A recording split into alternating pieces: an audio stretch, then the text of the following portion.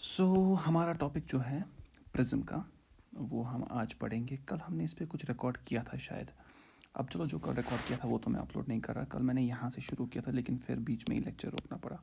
चलो एनीवे, हम आज पढ़ेंगे प्रिज्म। देखो, प्रिज्म आपने यूजुअली देखा भी होगा। अभी तक हमने पढ़ा था एक चीज़, ग्लास स्लैब। ग्लास स्लैब हमने पढ़ा था। अब आप पूछ सकते हो सर, ग्लास स्लैब कहाँ पर पढ़ा था? अरे, जो अभी तक हम रिफ्रैक्शन दिखा रहे थे कि यहाँ से रे ऑफ लाइट आएगी, you know, it will bend towards the normal, यहाँ पहुँचेगी and then it will go away from the normal. ठीक है ना? What is it? यहाँ तो ग्लास स्लैब थी, है ना? अच्छा, ग्लास स्लैब में और प्रिज्म में क्या फ़र्क है? देखना, एक चीज़ समझना। ग्लास स्लैब असल में पता होती कैसे? Glass slab is something like this, if you can understand it. इसको थोड़ा लंबा खींचो, डुप्लिकेट करो और यहाँ पर रखो। ये इसको हम डुप्लिकेट करते हैं, उसको हम डुप्लिकेट करते हैं और डुप्लिकेट एक और करते हैं, यहाँ उठा के जाते हैं and then we duplicate it और यहाँ लेके आते हैं। So this is your glass slab. जब हम इसको टॉप से देखते हैं ना, टॉप से देखते हैं तो हमें बस इतना पोर्शन दिखेगा, ये ऊपर वाला जो रेक्टेंगल है इसमें, यही हम दिखा रहे थे। तो समझना एक बात, देखो, ऊपर वाला रेक्टेंगल ए बी सी और डी, और नीचे वाला रेक्टेंगल ई, ये एफ और ये जी और ये एच। जब आप ऊपर से देखोगे ना तो हमने जो न्यूमेरिकल किए वो ऐसे किए। किस फेस को हमने देखा? हमने देखा बेटा face A B C D, E F G H ये पेपर के अंदर है इस केस में। ऑलराइट, जब मैं रे यहाँ से दिखा रहा हूँ, ठीक है, और मैं दिखा रहा हूँ कि ये बेंड हो रही है टुवर्ड्स द नॉर्मल और यहाँ से जा रही है अवे फ्रॉम द नॉर्मल। अच्छा बताओ, ये रे ऑफ लाइट कहाँ असल में गई? ये फेस के अंदर गई। ये किस फेस के अंदर? डी सी जी एच, इस फेस से घुसी है और निकली किस फेस से है? A B F E. ठीक, जब मैं ऐसे रे ऑफ लाइट दिखाता हूँ, ठीक है, ऑलराइट, ये बस आपको इमेजिनेशन के लिए है। So actually when we show, so rays are actually even in a glass slab, rays are actually going through phases and it is coming out of a phase. तो glass slab हर उस चीज़ को बोलेंगे जिसमें रे अंदर जाएगी एक फेज से और निकलेगी उसके पैरेलल वाले फेज से।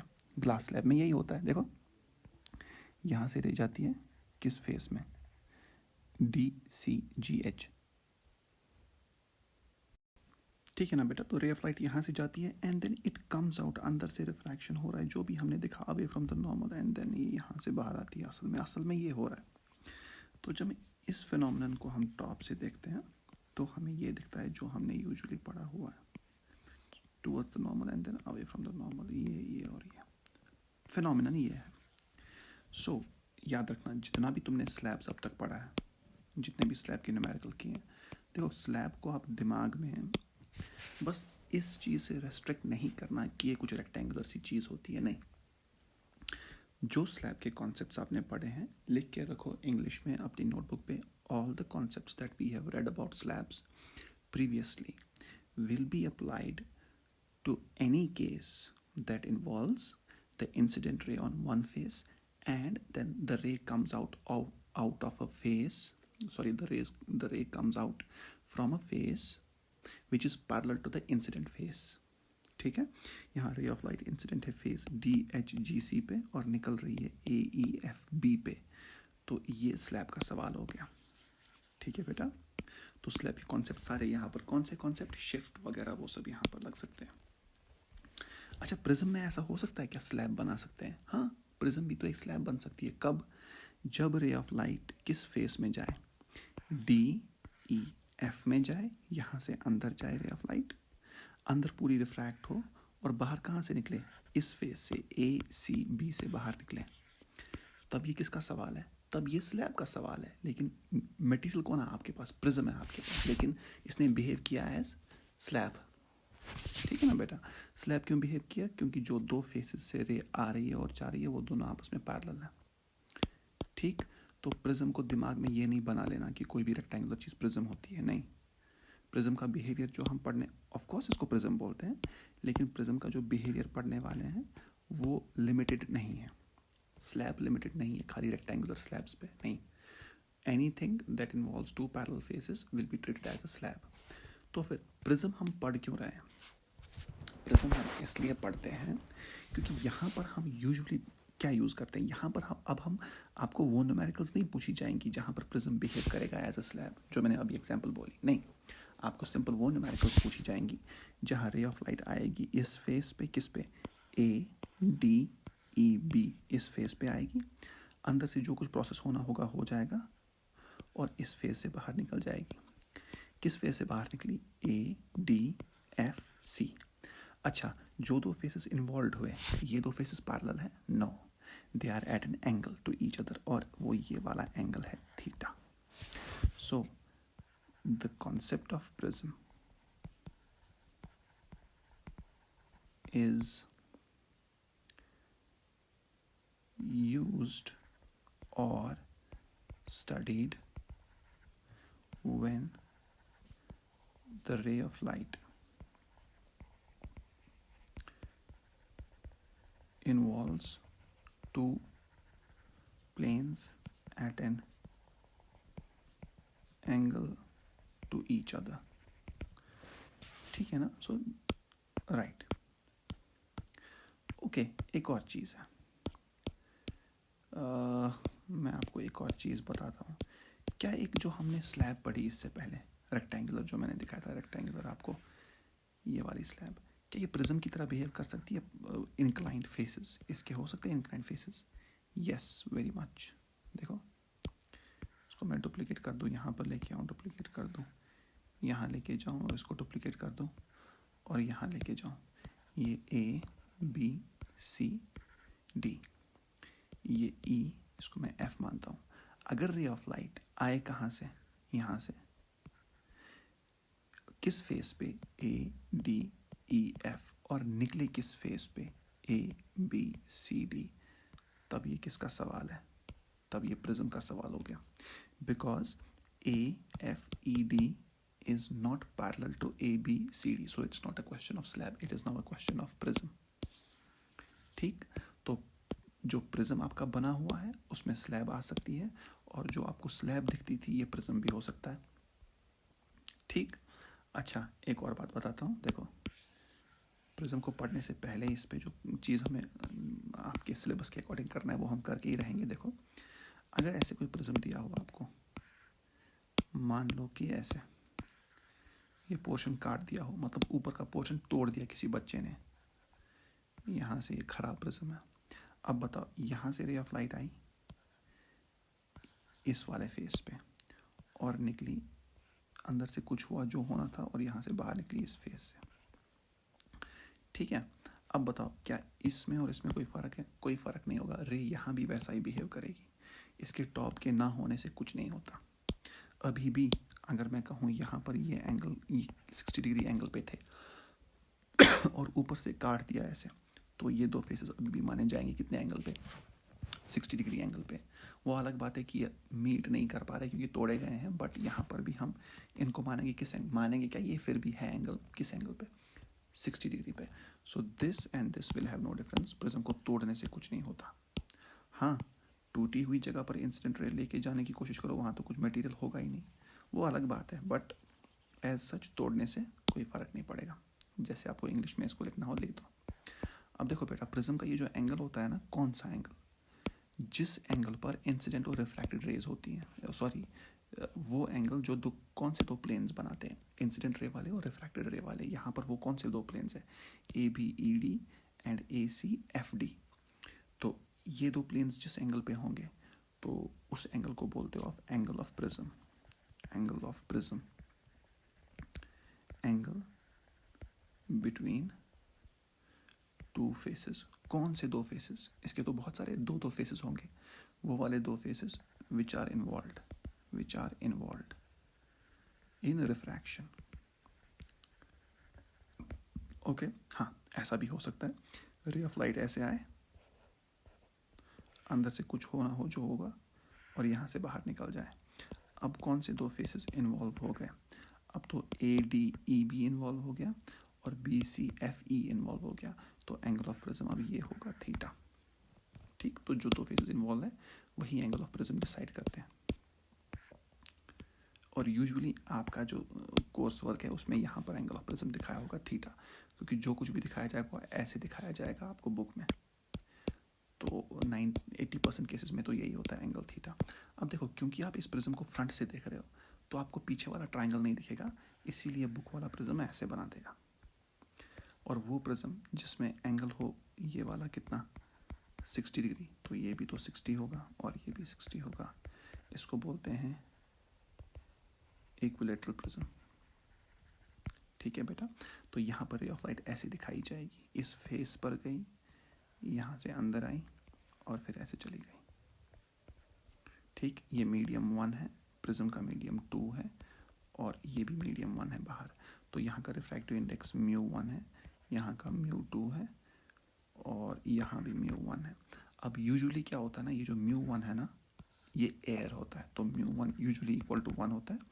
ये कोई और भी मीडियम हो सकता है, इट कुड बी डिफरेंट, तब इसका रिफ्रैक्टिव इंडेक्स यूज़ करेंगे। अभी के लिए रिफ्रैक्टिव इंडेक्स 1 यूज़ करेंगे। सो this is how the mirror is, sorry this prism is. समझ गए बात। अब हमें इस पे क्या कुछ करना है वो आप देख लो, that is what we will focus our attention on. एक सेकेंड, हाँ आपके सिलेबस में भी इतना ही कुछ है। ठीक, लेट अस स्टार्ट। अगर हम देखें इस मिरर को किसी भी इस प्रिज्म को अगर हम देखें, ये हमारा प्रिज्म है, दिस इज प्रिज्म, यहाँ पर एंगल थीटा है, this is angle of prism. क्यों? क्योंकि हम यहाँ से ले रहे हैं सब कुछ।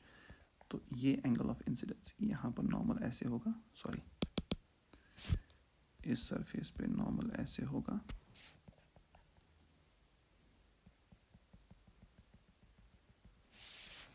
ये एंगल ऑफ इंसिडेंस है, राइट।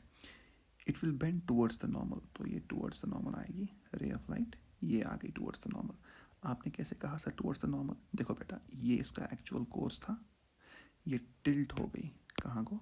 टुवर्ड्स द नॉर्मल, और वो टिल्ट आपको यहाँ पर दिखा दिस वे, और यहाँ पर नॉर्मल डाल दो बेटा, it will bend away from the normal. So this is it. ऐसे होगा रे ऑफ लाइट के साथ। एंगल ऑफ इंसिडेंस ये है, और इसके अंदर जो एंगल होता है ना, रुको इसको साफ बनाते हैं इस नॉर्मल को, ये अजीब सा बना। हमारे पास बहुत से तरीके हैं। So this is our normal, अच्छा नॉर्मल दिखना चाहिए। ठीक है, ओके। एक सेकेंड, ये भी हम हटा देते हैं। ओके, दिस वन, यस, ऐसे होगा ये नॉर्मल।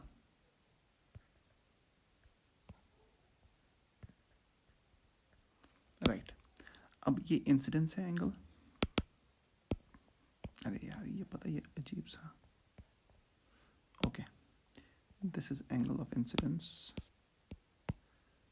हाँ आई, तो एंगल ऑफ इंसिडेंस तो ये है। ये जो एंगल है ना अंदर, कौन सा? ये तो एंगल ऑफ क्या है? रिफ्रैक्शन। इसको मैं R1 बोलता हूँ, और ये जो यहाँ पर एंगल बना है इसको हम R2 बोलते हैं, और यहाँ पर जो एंगल है ये इमर्जेंस एंगल है। ये जो एंगल E है ये एंगल ऑफ रिफ्रैक्शन भी है, बट इसको इमर्जेंस भी बोलते हैं, जैसा कि आपको पता है। ठीक, अच्छा जी, एक और चीज़, यहाँ पर अगर आप देखो, इसको पीछे लेके जाओ, किसको? इसको पीछे लेके जाओ, किसको? ये रे ऑफ लाइट का एक्चुअल पाथ था, और यहाँ पर रे ऑफ लाइट का क्या पाथ था? ये वाला एक्चुअल पाथ जाने का। ठीक है, अब कुछ देखते हैं। चलो इन दो को अभी नहीं बनाते, इन दो की ज़रूरत हमें बाद में पड़ेगी। ऊपर इसको ए, यूजुअली आप बुक्स देखो कि इसको ए लिखेंगे, जो हम भी ए ही लिखते हैं, ठीक है। This is A B C prism. अब ये this angle it is known as delta, ठीक है।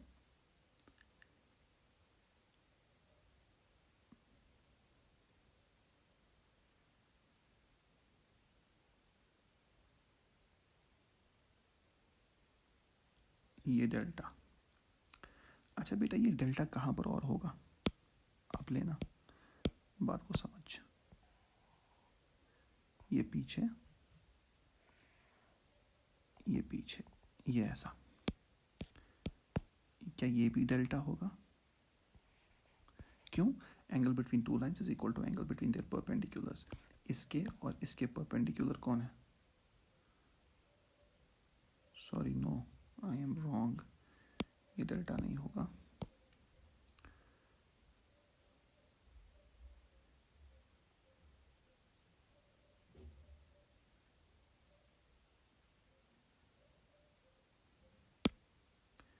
इसको डेल्टा नहीं बोलेंगे, दिस नॉट दिस वन। यहाँ देखो, इसको डेल्टा वन बोले, इसको बोलते हैं डेल्टा टू, और दिस इज डेल्टा, ठीक है, दैट इज डेल्टा। अब बताओ, this delta is total deviation. क्यों टोटल डिविएशन? क्यों? देखो, क्योंकि रे ऑफ लाइट आ रही थी इस डायरेक्शन में और मुड़ के चली गई इस डायरेक्शन में फाइनली। सो देखो डिविएट कितना हुई। अगर मैं, ये आ रही थी इस डायरेक्शन में, मुड़ के, सॉरी, मुड़ के चली गई, ये देखो इस डायरेक्शन में, तो डिविएट तो, रोटेट तो एंगल डेल्टा ही हुआ। So delta is the angle of deviation, ठीक, delta is the angle of deviation. तो क्या मैं बोल सकता हूँ delta is equal to delta one plus delta two, exterior angle is equal to sum of two interior opposite angles, delta one is equal to delta one plus delta two. Equation number one, मैं लिख सकता हूँ angle आई, ये जो angle I है, vertically opposite angle is equal to delta one plus R one, and angle E is delta two plus R two. ये ठीक है। दूसरी चीज़, इसको मैं ए बी सी, इसको मैं ओ बोल दूँ, इसको मैं डी बोल दूँ, इसको मैं ई बोल दूँ। Angle A D O plus angle A E O plus angle A plus angle at O is equal to 360। Quadrilateral की प्रॉपर्टी है, लेकिन angle A D O plus A E O 90 है, 180 है, क्योंकि दोनों 90 90 है। So 180 plus angle A plus angle O is equal to 360। So angle A plus angle O is equal to 180। ये मैं ठीक लिख रहा हूँ ना बेटा? ओके। अब समझना, एंगल ओ जो है ये वाला, ये होगा 180 minus R one plus R two, 180 minus R one plus R two plus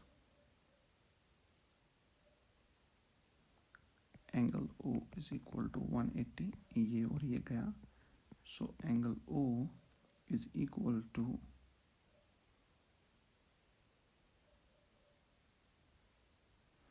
एक second, angle A plus angle O, but angle O is 180 minus R one plus R two plus angle A आएगा यहाँ पे, sorry, this is angle A. So angle A is equal to R one plus R to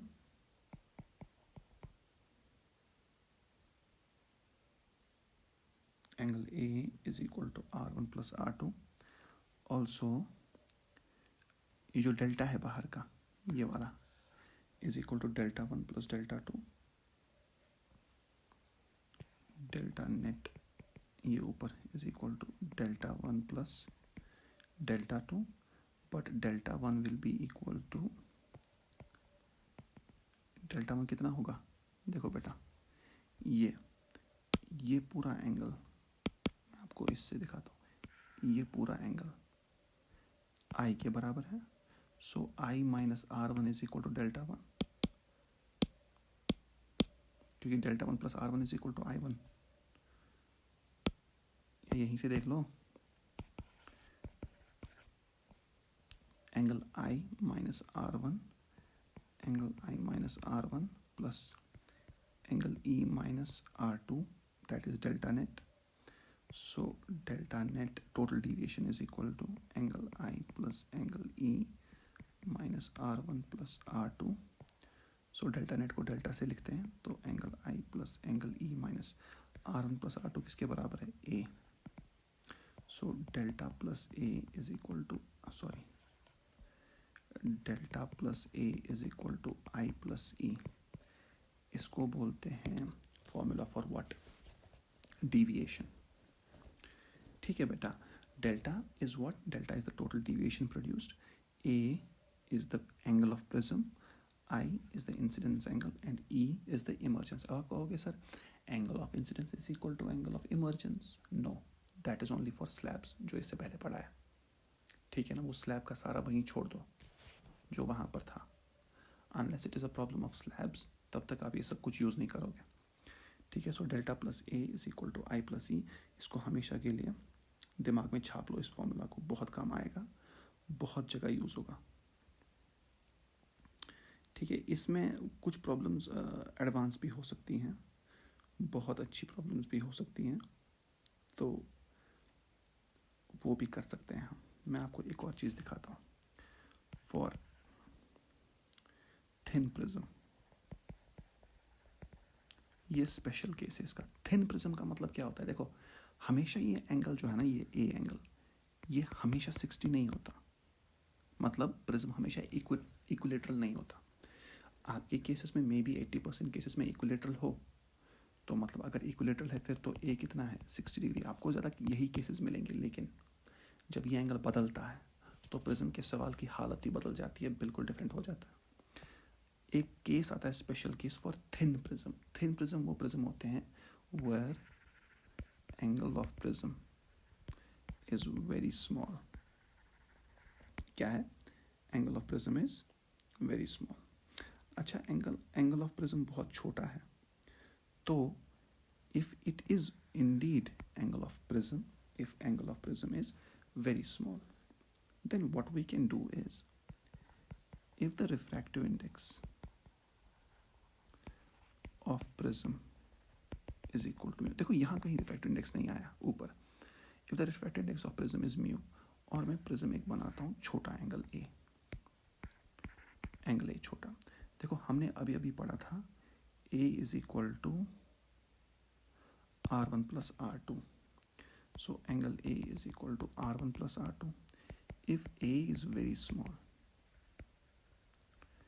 then R1 and R2 are small. ये भी छोटे होंगे, ठीक। और अगर R1 R2 छोटे हैं, देखो बेटा, अगर R1 R2 छोटे हैं तो delta 1 delta 2 are also small, और delta 1 and delta 2 are also small। ठीक, अब समझना, for this prism, for a thin prism ABC, ये थीटा है, सो ये ऐसे रे ऑफ लाइट जो भी होना है इसके साथ, ये बाहर रिफ्रैक्टिव इंडेक्स 1, इसका कितना? Mu. At A B Snell's law क्या कहेगा? 1 into sine I is equal to, this was R1, this was R2 and this was E। मैं कह सकता हूँ 1 into sine I is equal to mu into sine R1, और I is equal to mu R1। Since I and R1 are small, sin I is equal to I and sin R1 is equal to R1, because for small theta, sin theta is equal to theta। ठीक है ना बेटा? Okay, equation number 1, again on face AC, on AC, Snell's law लगाओ फिर से, sine R2 mu sine R2 is equal to 1 sine E. तो मैं लिख सकता हूँ mu R2 is equal to E, equation 2। But we know delta plus A is equal to I plus E, prism का formula जो deviation के लिए है। तो delta plus A is equal to I की जगह कितना, म्यू R1 प्लस ई की जगह कितना, mu R2। So delta plus A is equal to mu R1 plus R2। So delta is equal to mu R1 plus R2 minus A. But you also know R1 plus R2 is equal to A. So delta is equal to mu R1 plus R2 A के बराबर है minus A. So delta is equal to mu minus 1 into A. So for a thin prism, अगर आपको deviation निकालनी हो, it is mu minus 1 into A. लेकिन अगर thin prism नहीं होगा तो deviation इस फॉर्मूला से निकलेगी, इस वाले में। अच्छा, इस वाले फॉर्मूला में क्या गड़बड़ नहीं है। इसमें आपको डेल्टा निकालने के लिए ए पता होना चाहिए, आई पता होना चाहिए, ई पता होना चाहिए। यहाँ पर खाली म्यू पता होना चाहिए और ए पता होना चाहिए। सो थिन प्रिज्म से हमारी प्रॉब्लम आसान हो जाती है। ठीक है ना बेटा, थिन प्रिज्म से हमारी प्रॉब्लम क्या हो जाती है, बिल्कुल आसान। सो अब आप ये एक प्रिज्म देख लो और ये दूसरा थिन प्रिज्म देख लो। ठीक है बच्चा, अब इस पर न्यूमेरिकल्स कैसे होंगे। न्यूमेरिकल्स ऐसे होंगे कि आपको स्नेल्स लॉ लगाना पड़ेगा कहीं कहीं पे। बस आपको इंसिडेंस और इमर्जेंस पता होगा, या अगर इंसिडेंस पता भी नहीं है, रिफ्रैक्टिव इंडेक्स दिया जाएगा तो वहाँ से इंसिडेंस निकाल सकते हो। ठीक है ना बेटा। एक और चीज़ समझना, कभी कभार क्या होगा ना, यहाँ पर बाहर से एयर नहीं दिया होगा, एयर नहीं होगा बाहर प्रिज्म के, मतलब प्रिज्म को पानी में रखा होगा, तो जो सराउंडिंग एटमॉस्फेयर है उसका रिफ्रैक्टिव इंडेक्स 1 नहीं होगा। मान लो मैं ऐसे कहूँ, बाहर से रिफ्रैक्टिव इंडेक्स, ये प्रिज्म तो है, थिन प्रिज्म है। अभी थिन के लिए ही करते हैं, तरीका वही रहेगा बाकी प्रिज्म के लिए। इसका रिफ्रैक्टिव इंडेक्स μ1 मानते हैं, इसका मानते हैं μ2। तो जो थिन प्रिज्म के लिए हमने कहानी बनाई वो कैसी बनाई, ठीक है, हमने इस पे लगाया स्नेल्स लॉ। तो यहाँ क्या लगता, यहाँ लगता μ2 sine I is equal to μ1 sine R1। ठीक है ना, बनता μ2 I is equal to μ1 R1 for small angles. तो ये फर्स्ट। दूसरे फेस पे लगता, इस फेस पे ये R2 था तुम्हारा, तब बाहर है μ2, तो तुम्हें मिलता μ1, अंदर μ1 है ना, μ1 sine R2 is equal to μ2 sine E, या μ1 R2 is equal to μ2 E, equation number 2। ठीक है, ये दो इक्वेशंस। फिर आप लगाते delta plus A is equal to I plus E, जैसे हमने यहाँ पे लगाया ना, delta plus A is equal to I plus E. अब आई का वैल्यू कितना आएगा, अब वो μ1 R1 नहीं आएगा, μ1 बाई μ2 इंटू R1 आएगा।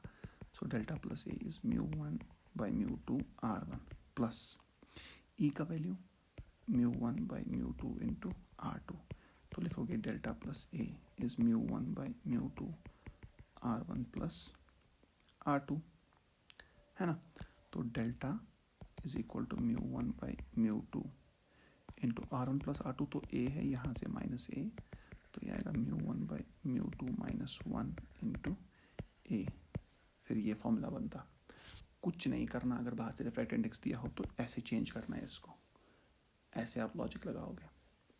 ठीक, हाँ, क्योंकि delta plus A equal to I plus C, यहाँ पर हमने रिफ्रैक्टिव इंडेक्स, सॉरी, ये जो हमने रिफ्रैक्टिव इंडेक्स के लिए, यहाँ पर हमने रिफ्रैक्टिव इंडेक्स का कहीं यूज़ नहीं दिया, खाली ज्योमेट्री यूज़ किया, वही यूज़ किया ना ज्योमेट्री, स्नेल्स लॉ तो कहीं यूज़ ही नहीं किया। तो यहाँ पर बाहर से रिफ्रैक्टिव इंडेक्स हो कैसा भी, ये वाला फॉर्मूला तो नहीं बदलेगा। कौन सा, delta plus A is equal to I plus E, it is always the case. फिर बाद में अगर एंगल ऑफ, अगर थिन प्रिज्म हो तो वहाँ पर थोड़े चेंजेस आते हैं, क्योंकि थिन प्रिज्म में फिर रिफ्रैक्टिव इंडेक्स आ जाता है। इस प्रिज्म में रिफ्रैक्टिव इंडेक्स ऑफ मिरर नहीं आएगा, किस वाले में, नॉर्मल प्रिज्म में। और आपके प्रिज्म का यूजुअली एंगल ऑफ प्रिज्म दिया होता है कितना, 60 डिग्री। हो सका तो हम इस पर ऐसे अच्छे अच्छे न्यूमेरिकल्स करेंगे जहाँ पर एंगल डिफरेंट होगा और कहानी बिल्कुल अलग हो जाएगी। ये जो है ना, देखो, ये जो रे ऑफ लाइट ऐसे आ रही है शरीफ जैसी, ये ऐसे आई फिर गई ऐसे फिर निकली ऐसे, ऐसा हमेशा नहीं होता। कुछ न्यूमेरिकल, एडवांस न्यूमेरिकल ऐसे भी हैं, ऐसा होगा। रे ऑफ लाइट कुछ ऐसे आएगी ग्रेजिंग इंसिडेंट्स पे, इस तरह की रे ऑफ लाइट ऐसे आएगी और ऐसे निकल जाएगी। ये ठीक है। जो ये वाला केस है ना, ये आपको हर बुक में, अपनी हर बुक में ये दिखेगा। मतलब ये वाला केस ऐसा होता है नॉर्मली, ऐसे आई ऐसे चली और ऐसे निकली, और ये तुम्हारा प्रिज्म है। अगर हमें टाइम मिला तो हम वो वाले न्यूमेरिकल्स भी करेंगे, अच्छे वाले न्यूमेरिकल जो कहलाने वाले न्यूमेरिकल है। ये तो इनमें तो हमेशा यही होगा, ये सारे न्यूमेरिकल आपके लिए बहुत आसान होंगे, चुटकी बजाने जैसे। ठीक, ओके।